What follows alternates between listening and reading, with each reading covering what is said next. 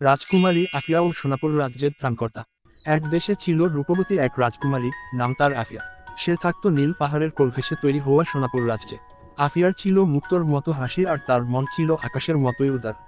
সেই রাজবাড়ির দামি অলংকারের চেয়ে বরং রাজ্যের দরিদ্র মানুষের দুঃখ কষ্ট নিয়ে বেশি ভাবত।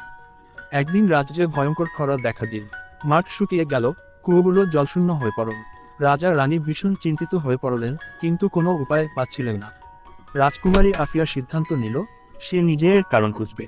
সে তার প্রিয় সাদা ঘোড়ায় চেপে একাই বেরিয়ে পড়ল এক দীর্ঘ যাত্রায়। অনেক পথ পেরিয়ে সে এক গভীর বনে পৌঁছালো। সেখানে দেখতে পেল একটি রহস্যময় ঝর্ণা, যা একটি বিশাল পাথর দিয়ে চাপা পড়ে আছে। স্থানীয় মানুষেরা বহু বছর ধরে এই ঝর্ণাকে ভয় পেয়ে আসছিল। আফিয়া বিন্দুমাত্র ভয় না পেয়ে তার নিজের শক্তি এবং বুদ্ধিমত্তা দিয়ে সেই পাথরটিকে সরিয়ে দিল। সঙ্গে সঙ্গে ঝর্ণার জল প্রবল বেগে বইতে শুরু করলো। সেই জল গিয়ে পড়ল সোনাপুরের নদীতে। দেখতে দেখতে রাজ্যের মাঠ আবার সবুজ হয়ে উঠল, কুয়োগুলো জলে ভরে গেল। আফিয়া ফিরে এল বিজয়ীর বেশে। রাজ্যের মানুষ তাকে শুধু রাজকুমারী হিসেবে নয়, তাদের রক্ষক হিসেবেও চিরকাল মনে রাখল।